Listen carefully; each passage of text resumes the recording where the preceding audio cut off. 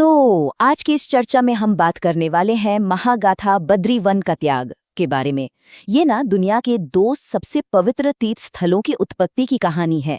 एक ऐसी रहस्यमयी कथा जिसमें आपको भक्ति, ब्रह्मांडीय रहस्य और देवों के बीच का एक बड़ा ही दिलचस्प प्रपंच देखने को मिलेगा। आइए समझते हैं कि कैसे इस एक घटना ने हिमालय के भूगोल और आध्यात्मिकता को हमेशा के लिए बदल कर रख दिया। सच में एक ऐसा प्रपंच जिसने पूरी देवभूमि की रूपरेखा ही पलट दी। बात है सतयुग की। प्राचीन हिमालय की उन बर्फीली चोटियों में एक अकल्पनीय शांति का युग। जरा कल्पना कीजिए, हिमालय की विशाल सफेद बर्फीली चोटियां और उनके बीचों बीच बादलों में छिपा देवों का अपना उपवन। बैकग्राउंड में वीणा और बांसुरी की बेहद मधुर ध्वनि गूंज रही है। ठंडी हवाएं चल रही हैं। महादेव स्वयं गहरी ध्यान मुद्रा में लीन है और माता पार्वती अपने हाथों से दिव्य पुष्पों को सींच रही हैं। मतलब ये पूर्ण शांति का एक ऐसा सजीव चित्रण है ना, जो शायद ही कहीं और देखने को मिले। और इस खूबसूरत जगह का नाम था बद्री वन, यानी प्राचीन बेरों का वन। एक बिल्कुल त्रुटिहीन हिमालय अभयारण्य जिसे गहन आध्यात्मिक तपस्या के लिए सर्वोच्च स्थान माना जाता था। यहाँ चारों ओर दुर्लभ फूल खिले थे, मीठे पानी के झरने बह रहे थे। ध्यान रहे, ये आज का भीड़-भाड़ वाला बद्रीनाथ नहीं था। ये एक ऐसा अभयारण्य था जिसकी शांति और पवित्रता की तुलना आप सीधे भगवान शिव के कैलाश या विष्णु जी के वैकुंठ से कर सकते हैं। तपस्या के लिए इससे बेहतरीन जगह कोई और थी ही नहीं। अब नीले अंबर से उतरते हुए भगवान विष्णु की नज़र इस सुरम्य स्थली पर पड़ती है। उनके चेहरे पर एक हल्की सी रहस्यमय मुस्कान आ जाती है। वो तुरंत पहचान लेते हैं कि तपस्या के लिए ये जगह एकदम परफेक्ट है। उनके मुख से बस यही निकलता है कि आहा, या शांति या पवित्रता, ये स्थान तो साक्षात नारायण का ही प्रतिबिंब है। लेकिन यहाँ एक बहुत बड़ा पेंच था।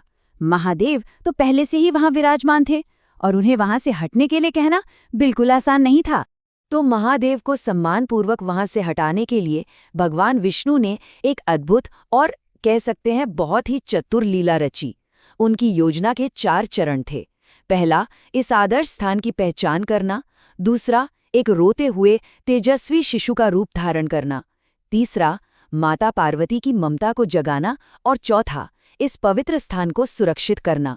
सोचिए, उस पवित्र स्थान पर अपना अधिकार जमाने के लिए नारायण ने एक नन्हे कोमल शिशु का रूप लिया और फूट फूट कर रोने लगे। ये पूरी तरह से एक सोची समझी दिव्य लीला थी।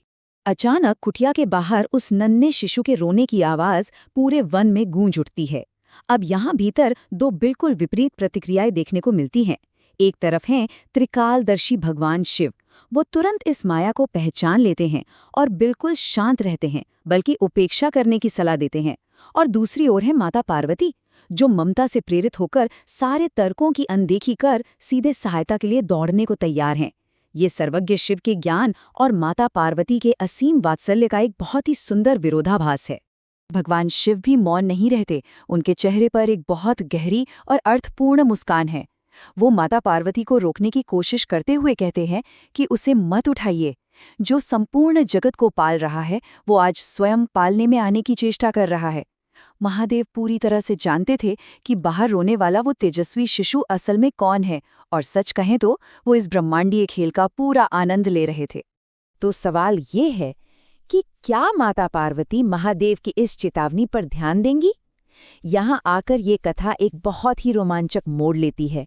सोचिए, बाहर बर्फ से जमी हुई हवा चल रही है और उस सूर्य के समान चमकते हुए शिशु का हृदय विदारक क्रंदन लगातार गूंज रहा है। क्या ब्रह्मांडीय वास्तविकता का ज्ञान एक माता की स्वाभाविक प्रवृत्ति को रोक पाएगा? जब भावनाएं और तर्क बिल्कुल आमने सामने हों, तो जीत किसकी होती है? जवाब बहुत सरल है। ममता ब्रह्मांडीय तर्कों पर भारी पड़ जाती है। आखिर एक माता का हृदय कोई तर्क कहाँ सुनता है? माता पार्वती दौड़कर बाहर जाती हैं। वो देखती हैं कि धूल में सना हुआ एक नन्हा बालक रो रहा है और बिना किसी हिचकिचाहट के उसे अपनी गोद में उठा लेती हैं। और चमत्कार देखिए, बालक उनके स्पर्श मात्र से ही चुप हो जाता है और अपनी बड़ी बड़ी मासूम आंखों से उन्हें निहारने लगता है। माता उसे कुटिया के भीतर ले जाती हैं, दूध पिलाती हैं और बहुत ही प्रेम से सुला देती हैं। अब बात करते हैं इस अचूक योजना के अगले चरण की। कुछ क्षण बाद कुटिया के भीतर सब शांत हो जाने पर शिव और पार्वती पास के सरोवर तक टहलने के लिए निकलते हैं और जैसे ही वो कुटिया से दूर जाते हैं, वो सोता हुआ बालक अपनी आंखें खोल लेता है। उसके होठों पर वही रहस्यमयी मुस्कान लौट आती है। वो झटपट उठता है और तुरंत कुटिया का दरवाजा भीतर से बंद कर लेता है।